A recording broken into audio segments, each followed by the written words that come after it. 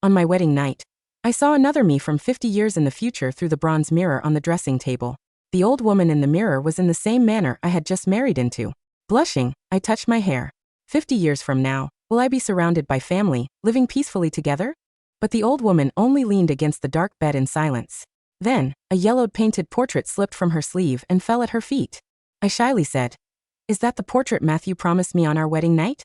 He said we would grow old together, hand in hand." Only then did the old woman scoff and slowly move closer to the mirror. I looked carefully. The woman in the portrait on the floor was Sabella, my closest friend. A chill went through me as my future self forced a bitter smile and stared straight at me. "The truth is that Sabella Lane was abducted and violated on your wedding night, and then she died. Because you stopped Matthew Cross, he became certain that you had sent people to do it. After that, he hated you and tortured you for 50 years. Gwendolyn Shaw, I have now revealed to you the truth ahead of time. Whether you still stop him from seeking out Sabella tonight or not is your choice." I froze where I stood, unable to believe a word of it. Matthew and I had known each other since childhood. After more than a decade together, everyone in the royal capital of Kingsport knew how much he cared for me. To marry me, he had barely passed the 2 trials my father had set for him. Then, he petitioned outside the Shaw estate for 3 days and nights before my father finally agreed. He had said he would never marry anyone but me. Sabella Lane was also my closest friend. She had not been in Kingsport for long, but we were alike in temperament. It wasn't long before we shared everything with each other. She knew Matthew was the only man in my heart. She had even once teased me by saying that if she were a man, she would fight Matthew for me. The two of them even got jealous over who could invite me out that day. To say they had been secretly involved with each other, and that Matthew would torture me for 50 years because of her? What a ridiculous joke. I was about to argue with the old woman in the bronze mirror, when the door to the bedchamber was suddenly shoved open from outside. The candles shook hard and nearly went out. My heart lurched as I hurriedly lowered the veil over my head again, and grabbed the corners of my dress with both hands tightly. My heart was pounding, and I felt both nervous and shy. However, my husband did not comfort me gently, nor did he hand me the wedding cup that symbolized eternal union to seal our marriage. Instead, a large hand reached over and tore the veil from my head. The force was so great that it knocked my wedding hair ornaments away. The wedding night I had imagined countless times was shattered in that instant. I looked up in shock and saw Matthew, his face tight with fear and anxiety. A fine layer of sweat covered his forehead, and the eyes that had once held such tenderness for me now held only panic and urgency. He did not even glance at the face I had carefully made up for him as he held my shoulders tightly. "Gwendolyn, Sabella was abducted. I have to save her." My mind buzzed as if I had just suffered a blow. The old woman's words from the mirror echoed in my ears again, one by one. When Matthew saw my face go pale, he seemed to realize he had been too rough. His tone softened as he hurried to explain. "You and Sabella are closest friends. She means more to you than anyone. Of course, I can't stand by and do nothing." After he said that, there was a glint in his eyes as he glanced at me with guilt. The sight sent a chill down my spine, and I couldn't help but shiver. So everything the old woman had said was true. All my questions and refusals died immediately. I lowered my eyes, hid every emotion, then looked up again with a calm face. "All right." My voice was very soft, but he heard it clearly enough. Matthew had thought I would cry, make a scene, or even try to stop him, so he had already prepared what he would say to soothe me. "I know tonight is our wedding night, but a life is at stake. You wouldn't feel at ease if we sent someone else to find her." Halfway through, he stopped and stared at me in disbelief. "What did you say? You agree?" I nodded and pulled myself free of his hands. Then I pushed him toward the door. "You're right. A life is at stake, and Sabella is my closest friend. No matter how you look at it, you should go and save her. Make haste. You must bring Sabella back safely. Take as many of the estate's guards as you need. The more people, the better. Go. Do not delay." The more generous and understanding I acted, the more confused Matthew became. He stared at me for a long time. Only when I urged him again did he snap out of it. His need to save Sabella overcame every doubt. He no longer hesitated and walked out of the room. "Gwendolyn, wait for me." Matthew left those words behind in a hurry, and he soon vanished into the night. But the moment he turned away, my expression turned cold. The noise outside slowly faded. I stood there quietly, listening as he gathered men and rode away at full speed. The candles in our bedchamber still burned, but it felt unbearably ironic. I turned and walked toward the bronze mirror. In the mirror, I still wore my wedding hair ornaments and gown. I looked dazzling, but the icy look in my eyes could send a chill down anyone's spine. I took out a carrier pigeon and wrote a letter. Then I raised my voice and ordered the people outside. "Prepare a carriage and follow the Marquis." The carriage raced through the night. I sat upright inside, holding the bronze mirror tightly in both hands. In the mirror, the old face from my future 50 years later remained clear. Her hoarse voice sounded faintly beside my ear. On my wedding night, I refused to let Matthew leave no matter what. I cried and made a scene. I said that if he dared abandon me on our wedding night, he would humiliate the general of Ironwall's household and make me the laughingstock of the capital. I forced him until he had no choice but to stay and complete the rest of the ceremony with me. I kept him trapped in the bedchamber, and he did not go out all night. I listened in silence, my heart growing colder and colder. But I never expected Sabella to appear at the estate's gates the next day, her clothes torn and her body covered in injuries. She did not die, but what happened to her was worse than death. Everyone said I was a jealous woman who had deliberately delayed him to cause her so much suffering. Matthew, he hated me to the bone from that day on. After the old woman finished, I sank into even deeper confusion. From what I knew about Sabella, there was a strong chance that she had staged this abduction herself. Sabella had pulled these pranks more than once over the years, and every time, Matthew used me as an excuse to find her. I had foolishly thought he cared about her, because she mattered to me. It turned out the two had been involved for a long time. But if my future self was right, why had the matter ended so tragically? Before I could think it through, the carriage stopped sharply. A personal guard reported quietly from outside the carriage. "My lady, Lord Matthew is inside the abandoned temple ahead." I raised the curtain at once, and a cold wind rushed in, clearing my head. Not far away, torches lit up the abandoned temple, and the estate guards had surrounded it so that no one could get through. I hurried over and immediately saw Sabella with a blade pressed to her neck. She was wearing white. Her hair was loose and messy, and she looked fragile enough to break as she cried, "Matthew, I'm so scared." Her voice trembled, but her eyes passed over Matthew and landed on me. "Gwendolyn, I'm sorry. This is all my fault. I shouldn't have played this kind of joke on you. I ruined your wedding night." She cried beautifully, and she absolved herself of blame with those words. Matthew's heart nearly broke as he listened. He roared at the bandit, "Let her go. I'll give you whatever you want." The bandit holding Sabella only looked fierce. The truth was that he was already rattled after being surrounded by so many people. The blade in his hand pressed closer to Sabella's neck, and a line of blood immediately seeped from Sabella's pale skin. "I want 100,000 silver coins. Not one coin less. Bring it now." "Fine. I'll give it to you. I'll gather the silver at once." When Matthew saw Sabella bleeding, he completely lost his composure and agreed repeatedly. He suddenly turned and grabbed my hand, then spoke in an urgent tone. "Gwendolyn, you heard him. 100,000 silver coins. Agree to it first. The general's household is wealthy, and your wedding gift should be enough." I looked at his red eyes. A life was at stake, so of course I would not refuse. Just as I was about to nod, Sabella suddenly screamed. The bandit was already nervous. When she startled him, his hand shook, and the blade cut deeper.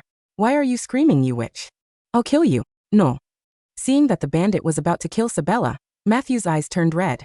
Then he did something I would never forget. He grabbed my arm without hesitation and shoved me hard toward the bandit. I stumbled forward under that terrible force and crashed straight into the bandit's arms. The cold blade instantly pressed against my neck. The husband who had just taken my hand during our wedding used that opening to snatch Sabella back from the bandit and hold her tightly in his arms. He did not even spare a look at me as he lowered his voice to calm the trembling woman in his arms. "Don't be afraid, Sabella. You're safe now." Even the bandit froze, not expecting the hostage to be switched like this. Then Matthew's cold voice came, each word cutting into my heart. "I'm exchanging her with Sabella. My wife is Gwendolyn Shaw, the only daughter of the General of Ironwall. Forget 100,000 silver coins. As long as she's alive, the general will even pay 1,000,000 silver coins for her." In that instant, I could feel the chill in my bones. Oh, how cold the bitter frost traveling through my veins was. The person I loved most had pushed me into the bandit's hands for the sake of my closest friend. I felt the edge of the blade against my neck, but I was not afraid at all. It was said that there was no greater sorrow than a dead heart. This was probably what that meant. When the bandit saw that he had me in his hands, the panic in his eyes turned vicious. He grinned and pressed the blade tighter against my neck. His foul breath brushed my ear as he spoke in a voice only I could hear. "The legitimate daughter of the General of Ironwall? If you want to blame someone, blame it on the person who paid a high price for your life." My heart skipped a beat as I sensed the killing intent surging inside of him. The bandit raised his sword, but at the last second, I used all my strength and bit hard into the wrist that held me. The bandit screamed in pain, and his grip loosened. At that exact moment, a feathered arrow shrieked through the air. Matthew had not come to save me. Instead, his arrow came flying at me. The sharp arrow pierced through my left shoulder blade, then buried itself deep in the bandit's chest behind me while my blood flowed. The pain in my shoulder made my vision go black. I had gone through martial training with my father since childhood, and that shoulder had been badly injured before. Matthew knew that, yet he still aimed for it. I might never draw a bow or wield a sword again. I stared at Matthew in disbelief. He stood not far away, still holding the bow he had used to shoot me. For Sabella, he could push me out as a hostage. Now he had used my body as a shield, shooting through me before injuring the enemy. The bandit clearly had not expected him to be so ruthless either. Clutching his chest, he slipped into the hidden passage behind the abandoned temple, and vanished when he saw that things were going badly. Matthew instinctively ran toward me, as if he wanted to catch me before I collapsed. "Matthew, I'm so scared. I'm bleeding so much." Sabella's pitiful sobs made him stop in his tracks. He hesitated for only a moment before turning around and lifting Sabella into his arms. As for me, blood poured from my shoulder blade as I collapsed onto the ground and lost consciousness. In the darkness, memories surged like a tide. I remembered how Matthew had faced the 2 trials my father had set for him so that he could marry me. The first attempt was to gather 100,000 silver coins within 7 days. I was the one who had secretly taken out the deeds my mother had left me as security and helped him gather that huge sum. The second attempt was to go to the snowy peak in the far north and bring back the legendary frost rose. He had nearly frozen to death on the mountain and barely escaped with his life. In the end, he had brought back only a few frost rose seeds. Although neither trial had been completed perfectly, he petitioned outside the estate for 3 days and nights in the snowstorm. I petitioned alongside him inside the gates for 3 days and nights too. Only then did my father soften and agree to our marriage. I had always thought marrying a good man was the greatest blessing of my life. Only now did I realize that I had spent all these years looking at nothing but lies. A sharp pain in my shoulder blade woke me from my sleep. I opened my eyes, but there was no one beside me. Only the bronze mirror that connected to the future was safely placed beside my bed. The old woman in the mirror looked at my miserable state and chuckled twice. "Foolish child. Matthew ignored and tortured me for 5 decades, and I only learned the truth yesterday. Sabella never died. He kept her in another estate, hidden away as his mistress for 50 full years. They lived happily together surrounded by children and grandchildren, while I lived with guilt and blame for hurting my closest friend. I spent my life with only a rosary and prayer books for company, alone and miserable." I listened quietly to her accusation. Every word was soaked in blood. However, my heart no longer stirred. The 100,000 silver coins you gathered for him became the wealth he used to support Sabella. And back then, it wasn't that he failed to bring back the frost rose during his trip to the snowy mountain. He gave the frost rose that could cure every poison and heal any wound to Sabella. I walked out of the room in a daze. The sharp pain in my left shoulder reminded me that none of this was a dream. I ignored everyone who tried to stop me and went straight to the estate's main courtyard. It was time to end everything today. I saw Matthew bowing before his mother from afar. Sabella stood beside him, weeping pitifully. "Mother, I've decided. I won't ever fail Sabella again. Please allow me to make Sabella my second wife." When they saw me arrive, both their faces froze as they hesitated. Still, I forced myself to show a faint smile. "Why go through so much trouble? Why not give Sabella my place as the lady of your household instead?" At my words, Matthew frowned and quickly walked up to me. "Gwendolyn, stop this." He reached out to pull me close, but I avoided him in disgust. I hid his hand away and said, "Matthew, we'll have a divorce. That will make room for the 2 of you." The entire courtyard fell into dead silence as Matthew's face filled with disbelief. He thought I was only acting out in anger. "Gwendolyn, I know you're upset about yesterday, but you're proficient in martial skills. You could take it. But Sabella is delicate. She would die." I looked at Matthew with red eyes. Did he know that his shove and his arrow last night had rendered me unable to ever fight again? Sabella began crying at just the right time. Then she grabbed my hand. "Gwendolyn, I was only upset that you wouldn't stay with me on your wedding night. I got a little jealous and went out to clear my head. Who could have expected bandits would abduct me? The situation was bad, and Matthew only came to save me for your sake. You must not be angry with him." With those words, she made herself seem generous and made me seem petty. As expected, her words provoked Matthew. His brows furrowed, and he became extremely impatient with me. "Gwendolyn, when did you become so heartless? Sabella is your closest friend. Last night, I held her in front of so many people, so of course I have to take responsibility for her. Do you want Sabella to spend the rest of her life without pride in Kingsport?"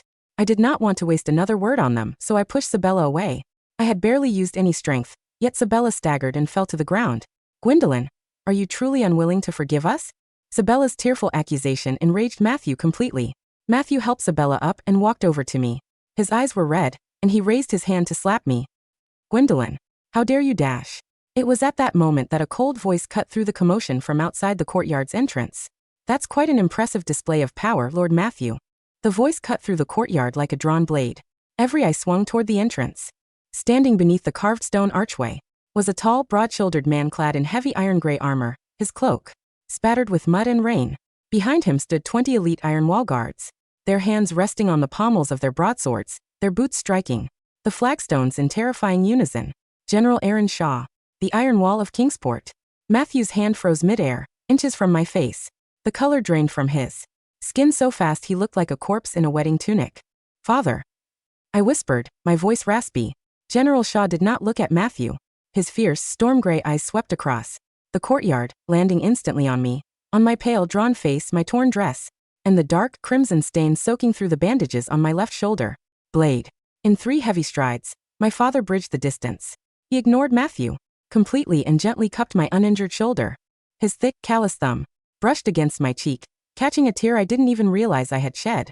Gwendolyn, he said, his deep voice carrying a tremor of suppressed fury. Is this how the Marquis of Cross treats my daughter on her wedding night? Before I could answer, Matthew snapped out of his shock and scrambled forward, bowing deeply, his hands trembling. General Shaw.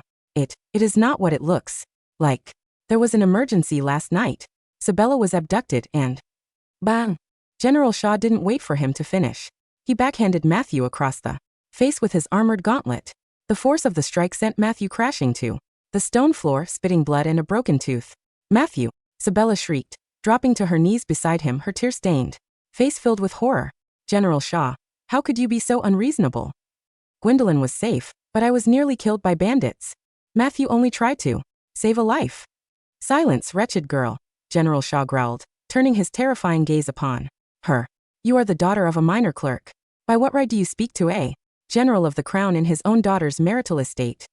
He turned back to Matthew, who was holding his bleeding jaw, staring up at my father in terror. My daughter sent a carrier pigeon to my military camp at midnight, General Shaw said calmly, though the air around him felt heavy enough to crush stone. She informed me that her husband abandoned her bridal chamber to chase after another woman. She asked me to bring my personal physician and 20 heavy infantrymen. My father narrowed his eyes, his gaze locking onto the blood on my shoulder. She did not mention that you used her as a shield and shot an arrow through her body. Sabella's eyes widened in panic. Matthew stammered. I had no choice. The bandit was going to slit Sabella's throat. Gwendolyn has practiced martial arts. Since childhood, she could take the blow, but Sabella. She practiced martial arts because I trained her. General Shaw roared, his voice echoing off the manor walls. She learned the blade to defend this realm. And you sacrificed her shoulder, her sword arm, for a scheming leech who staged her own abduction. Sabella gasped, clutching her chest. Stage. General, you slander me. I was truly taken. Look at the cuts on my neck. I stepped forward, leaning lightly against my father's side. My left arm hung uselessly, the pain radiating down to my fingers, but my eyes were colder than ice. If it was a real abduction, Sabella, I said, my voice carrying clearly across the silent courtyard, how is it that the bandit demanded 100,000 silver coins, the exact amount Matthew borrowed from my mother's estate 3 years ago? Sabella went pale. Matthew's head snapped toward me. Gwendolyn, what are you talking about? I am talking about the truth, I said calmly. Father, 3 years ago Matthew failed your first trial to gather 100,000 silver. I secretly used my mother's merchant deeds to secure the loan for him. He told me he spent it on estate management. But last night, the bandit dropped a ledger during the scuffle. A ledger bearing Sabella's personal seal. I pulled a crumpled piece of paper from my sleeve, the paper I had picked up from the dirt of the abandoned temple, while Matthew was busy cradling Sabella in his arms. For 3 years, Matthew has been sending 500 silver coins a month to a private residence in the western suburbs, I continued, staring down at my husband. A residence purchased under Sabella Lane's name. The abduction was nothing more than a play to squeeze another 100,000 silver from the Shaw family's dowry to clear Sabella's personal gambling debts. Matthew's jaw dropped. He turned to look at Sabella, confusion and panic warring in his eyes. Sabella, you told me that money was for your mother's medicine. Sabella's delicate, innocent facade cracked. She backed away on her knees, her eyes darting toward the estate gate. No, he's lying. Gwendolyn is making this up because she's jealous. Enough, General Shaw cut in, his voice cold as a winter tomb. Captain. An officer stepped forward, saluting sharply. Sir, seize Lord Matthew Cross and Mississippi Sabella Lane. Strip this estate of every banner, deed, and guard bearing the Shaw family crest. Effective immediately. The marriage between Gwendolyn Shaw and Matthew Cross is dissolved by military decree under the authority of the Northern Frontier Command. No. Matthew screamed, trying to scramble toward me, reaching for the hem of my gown. Gwendolyn, you can't do this. We loved each other for 10 years. I walked through the snowstorm for 3 days for you. I brought you the frost rose.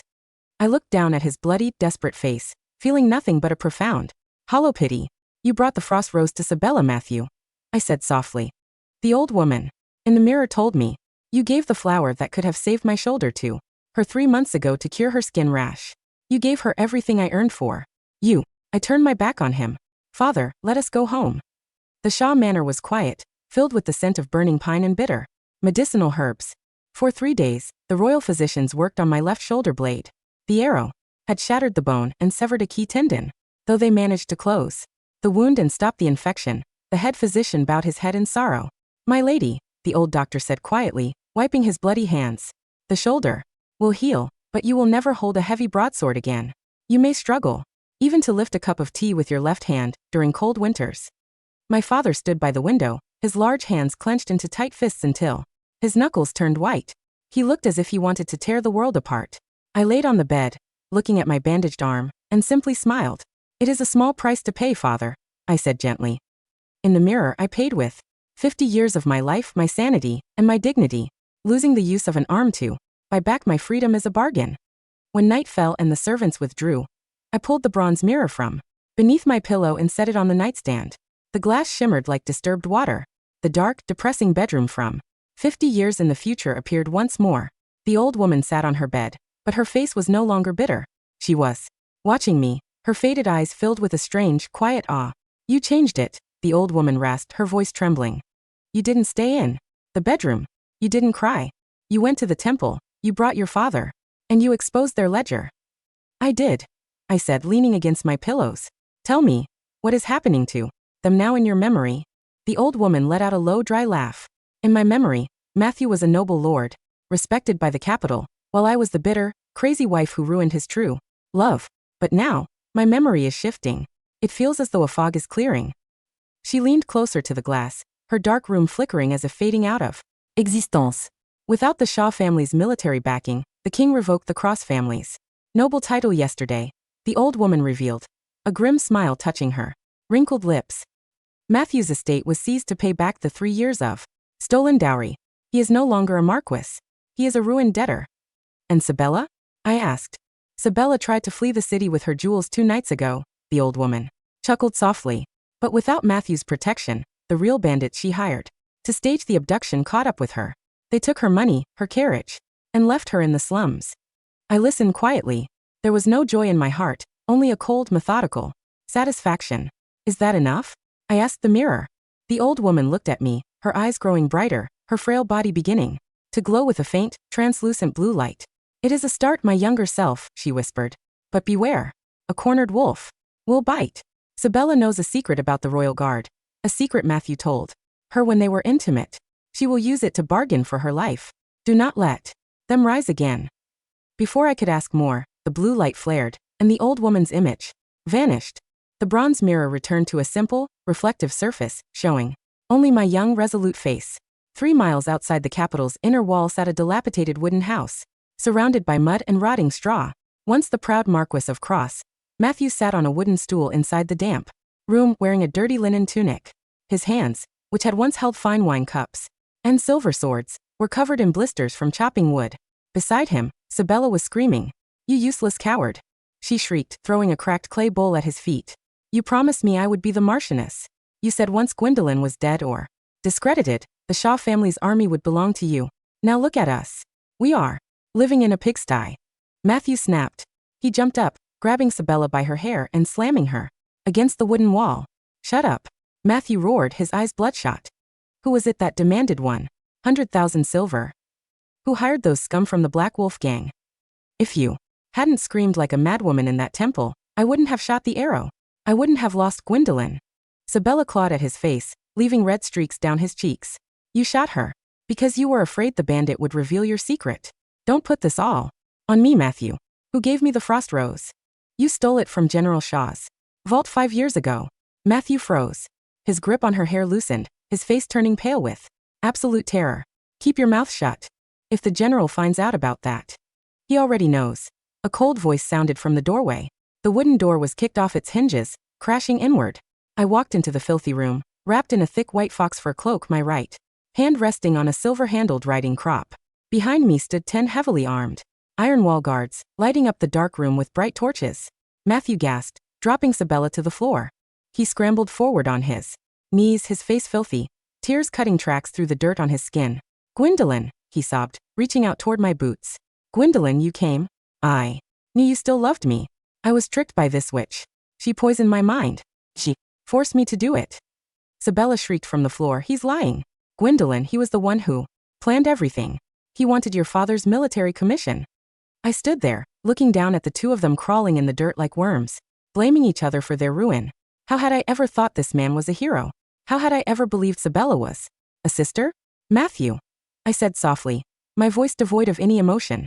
5 years ago my father's secondary vault was breached, and the Imperial Frost Rose was stolen.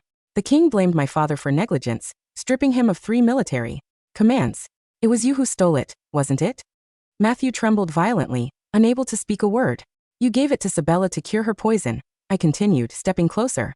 "And, in return, her father, the record clerk in the royal registry, forged the military documents that allowed you to apply for the marquisate." I pulled a rolled parchment from my cloak and tossed it onto the dirty table. "This is an arrest warrant signed by the Crown Prince himself. Treason, theft of royal artifacts, and forgery of noble titles." Sabella's eyes turned frantic. "Wait, Lady Gwendolyn. I have information. I know about the Black Wolf Gang. I know who paid them to kill you on your wedding night." I paused, looking at her. "Oh," Sabella pointed a shaking finger at Matthew. "It wasn't just him. It was Duke Vance. Matthew sold your father's northern deployment maps to Duke Vance 3 months ago. The abduction was just a distraction so Duke Vance's men could ambush your father's supply lines tonight." The room fell into an icy silence. Matthew turned his head slowly, staring at Sabella with murderous hatred. "You wretched traitor. You swore you wouldn't tell." "I want to live," Sabella screamed back. "Lady Gwendolyn, spare me. I will testify against Matthew and Duke Vance in the Imperial Court." I didn't waste a single second. I turned to my captain. "Lock them both in the iron wagon. Transport them directly to the Imperial dungeon. If either of them dies before reaching the court, you will answer to my father." "Yes, my lady." I turned and walked out into the cold night air, my mind racing. Duke Vance, the Prime Minister's younger brother and the leader of the civil faction in the capital. For years, he had been trying to strip my father of the Northern Frontier Command so his own followers could control the border trade routes. If Matthew had sold the deployment maps, my father's 3,000 advance scouts currently marching through the Dragonspine Pass were heading straight into a death trap. I mounted my horse, using my right hand to grip the reins, securing my weak left arm against my waist with a leather strap. "Captain, how long ago did the main army depart for the pass?" 3 hours ago, my lady. General Shaw leads the vanguard personally." "Assemble the heavy cavalry," I ordered, my eyes flashing with a sharp, lethal coldness. We ride to Dragonspine Pass. The snow fell heavily over the narrow rocky gorge of Dragonspine Pass. Torches flickered against the steep cliff walls as General Aaron Shaw led 3,000 Iron Wall cavalry through the canyon. The iron armor of the horses clanked rhythmically against the icy stones. "General," a scout rode back, gasping for air. "The forward road is clear but the side ridges are unusually quiet. Not even a night bird is calling." General Shaw raised his hand, halting the column. His battle-hardened instincts flared. "Hold position. Form a defensive ring." Before the order could be fully executed, horn calls echoed from the high cliffs. On both sides. Boom! Boom! Boom! Massive boulders and burning logs rained down from above, crushing the lead riders and blocking the narrow exit of the pass. Hundreds of archers clad in black armor appeared along the ridge lines, knocking fire arrows. "Ambush!" the officers screamed. "Protect the general." From the dark mouth of the canyon ahead, a tall officer in golden armor rode out, flanked by 1,000 heavy mercenaries. It was Duke Vance's personal guard. "Commander, Lord Raymond." "General Shaw." Raymond laughed arrogantly, his voice echoing off the stone walls. "Did you really think your deployment routes were secret? Lord Matthew sold us your march schedule 3 weeks ago. Tonight, the Iron Wall household falls and Duke Vance takes the north." General Shaw drew his massive broadsword, his eyes burning with defiance despite being surrounded in the narrow gorge. "Traitorous scum. Even if I die here tonight, my Iron Wall guards will rip your throat out. Then die." Raymond sneered, raising his hand to order the archers to fire. Swoosh. Before Raymond's hand could drop, a sharp sound whistled through the night air. A heavy steel crossbow bolt pierced straight through Raymond's throat from behind. The force of the shot lifted him off his saddle and pinned him to the stone cliff wall. The mercenary army panicked. "Commander!" From the rear of the ambushers, thunderous hoofbeats shook the earth. A contingent of 500 elite Ironwall heavy cavalry, clad in white cloaks, burst through the snowstorm like silver lightning. Leading them was a figure in a white fox fur coat, holding a heavy iron banner in her right hand. "Gwendolyn!" General Shaw gasped in disbelief. "Ironwall guards!" I shouted, raising the banner high, my voice ringing clear. "Across the snowfield. The traitors have been exposed. Cut them down." The surprise attack broke the ambushers' morale instantly. The 500 heavy cavalry smashed into the rear of the mercenaries like an iron sledgehammer. Though my left arm was useless, I rode at the front, using my right arm to guide my warhorse with terrifying precision, driving the cavalry directly toward the mercenary archers. Within an hour, the gorge was red with the blood of traitors. The ambush was completely crushed. 3 days later, the imperial court of Kingsport. The Golden Hall was filled with hundreds of civil ministers, military generals, and royal dukes. The emperor sat high upon the dragon throne, his face grim as he looked down at the court. In the center of the hall, Duke Vance stood in purple silk robes, his face pale, but still trying to maintain his aristocratic dignity. "Your Majesty." Duke Vance bowed deeply, his voice sounding offended. "This is a outrageous slander orchestrated by General Shaw. I am a minister of the realm.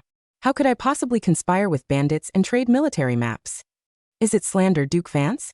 I stepped forward from the military front row, wearing a refined blue court gown, carrying a mahogany box in my right hand.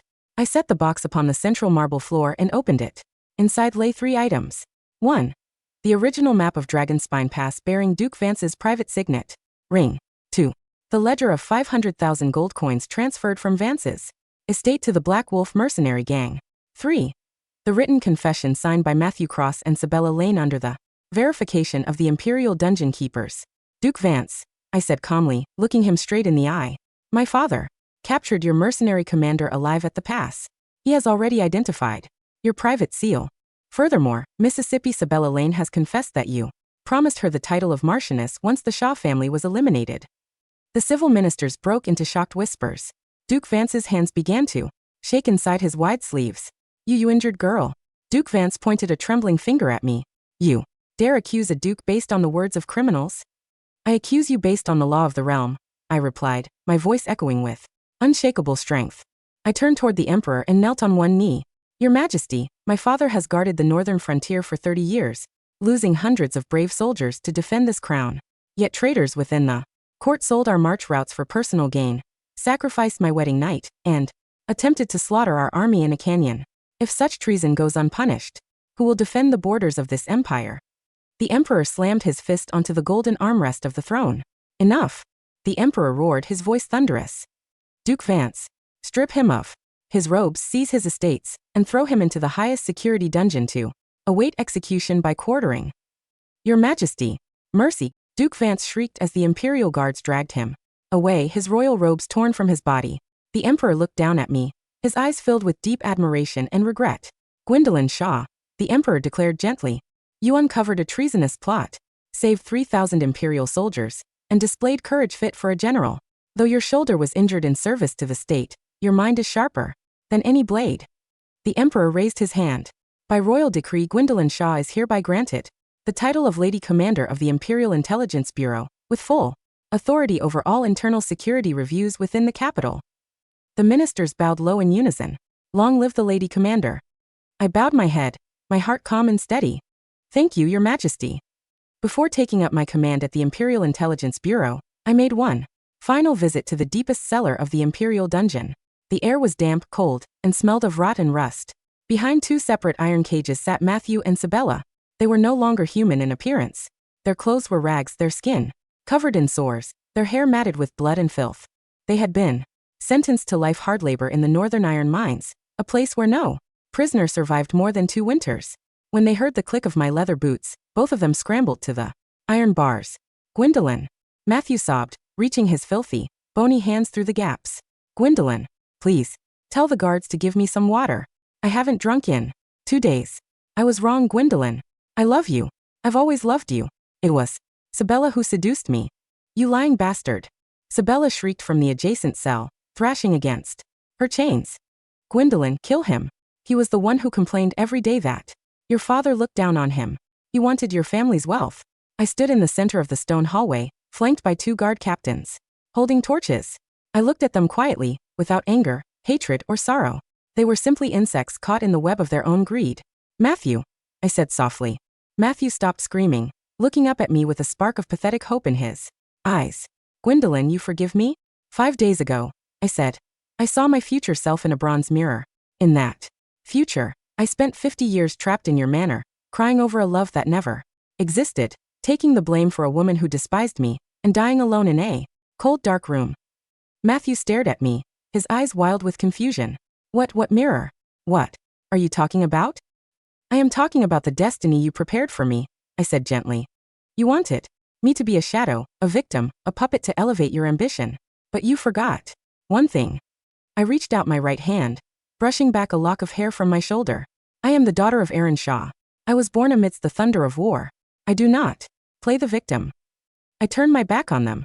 Guards, escort the prisoners to the northern mines tomorrow at dawn. Do not allow them to die too quickly. No. Gwendolyn. Gwendolyn. Matthew's blood-curdling screams echoed down the stone corridor, accompanied by Sabella's hysterical wails, but I did not stop. I walked up the stone stairs, out of the dark dungeon, and stepped into the warm, brilliant sunlight of the capital. That night, I returned to my bedchamber in the Shaw Manor. The room was filled with the fresh scent of blooming jasmine flowers. The wedding decorations had all been cleared away, replaced by map scrolls, imperial seals, and intelligence reports. I walked over to the dressing table and picked up the bronze mirror. It was light in my hand, no longer cold or eerie but warm like jade. I ran my fingers over the polished metal surface. The glass shimmered one last time. The dark, damp bedroom from 50 years in the future was gone. In its place appeared a magnificent, grand estate bathed in golden sunlight. In the center of a beautiful garden sat an older woman in her 70s. She wore rich, dark purple silk robes embroidered with silver phoenixes. Her hair was silver, styled elegantly with jade pins. Though her left hand rested comfortably on a carved walking stick, her eyes were sharp, bright, and filled with supreme authority and peace. Around her sat dozens of young officers, scholars, and children listening intently as she explained military tactics and statecraft. The old woman in the mirror turned her head, looking straight through the glass at me. A brilliant, beautiful smile spread across her face, a smile of absolute fulfillment, triumph, and happiness. She did not speak. She simply lifted her right hand, holding up a golden glass of fine wine, and toasted me across 50 years of time. I looked at my future self, a warm tear finally slipping down my cheek. I lifted my cup of tea and toasted her back. Clink. A soft, chime-like sound echoed in the quiet room. The bronze mirror flared with a blinding, warm golden light, and then the magical reflection faded away forever, leaving behind only a plain, clear mirror that showed my young, radiant face. I put the mirror down, picked up my pen with my right hand, and opened the first intelligence dossier of the Imperial Bureau. The night was long, but the dawn was entirely mine.